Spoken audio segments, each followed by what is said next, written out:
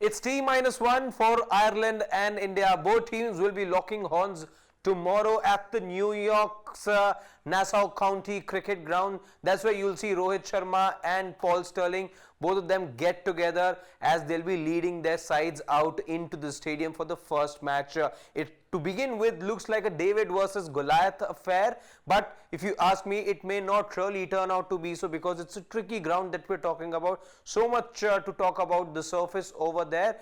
And what is it in such a scenario that that this could end up being a tricky affair? Here are three threats that India need to be mindful of as far as Ireland are concerned. Without wasting time, let's dive into the three threats that I am talking about. Josh Little, the biggest threat that India will have to contend with in this particular match. Left arm pacer, as you all very well know, has the ability to swing the ball, and most importantly, knows Indian batters. He's played for a couple of years now in the IPL. And to add to that, if India are now looking at two right-handers opening the batting for India, which does look like the scenario given the one warm-up match that you saw India play against Bangladesh, indication was that you're looking at Rohit Sharma, Virat Kohli. Rohit Sharma doesn't have a proud record in front of left arm pacers in this format of the game. Dismissed 51 times in the 117 T20 innings that I'm talking about over here. So in such conditions, and we've seen in New York thus far, even in the match that we saw between Sri Lanka and South Africa, the pitch can really be up and down. The ball tends to swing even till the 9th over mark. You saw that with Angelo Matthews as well yesterday. So unpredictability is one thing that you get out of this stadium, and in such conditions, Josh Little can really pose a threat to the Indian openers and the other batters at large, because like I said, he knows the Indian batters very well. He's played in the Indian circuit in the IPL a couple of seasons now, so he knows the batters.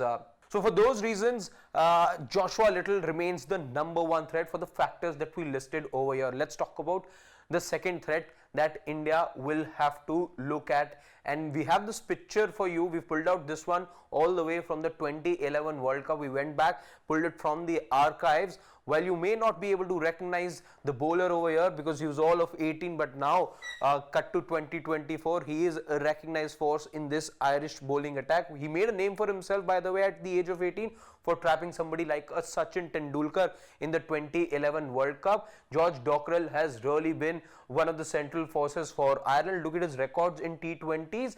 The fact that again he also is a left armer then adds more weight to the Irish bowling. Now these numbers may not fascinate you to begin with. 93 innings, 83 wickets for him, 22.95 his average at an economy of 7.15. Economy though still pretty good, because you don't have a lot of players who can operate at an economy of 6 to 7 in the shortest format of the game, given how the game has really changed. But George Dockrell, again with his left arm ability, and what you've seen in the past, especially with Virat Kohli in the IPL, you could see that when a left arm bowler he would be faced with, he would be dancing down the track. He tried taking the aerial route, the slog sweep as well, we saw from Virat Kohli.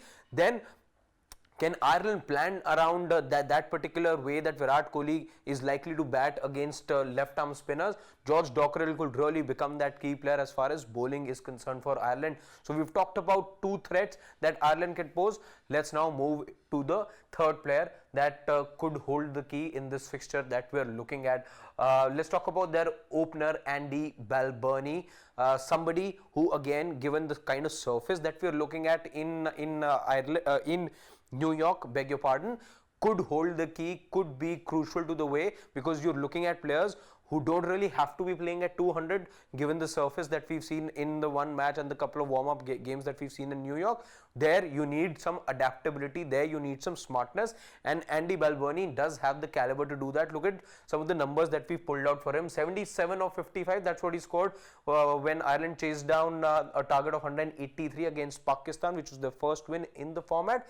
And these are, by the way, two innings that you see on your screen right now, are two innings in the last 6 to 7 matches that he's played. He in fact has 250s as well, as you can see in this particular run in that we're talking about. In fact, has a 35 odd as well against Scotland, if memory serves me right. So 56 of 46, the other innings that we're talking about here, came against Scotland in the Netherlands-Scotland-Ireland tri-series that had taken place not too long back, and that also resulted in an Ireland victory. So Andy Balboni, given the tricky situation, the tricky conditions in New York, really could be holding the key in this particular fixture. Rohit Sharma over there and his men will have to be planning accordingly. There are other players as well. There's a Harry Tector as well you will have to be mindful of, and including the Irish captain as well, who can at times operate at a strike rate in excess of about 130, 140 as well. The unknown factor in New York is where things have become interesting in this particular match. Ireland have surprised a few teams in the past. They are giant killers, as many call them. Can they hunt down India in this match? That is something we'll have to wait and see.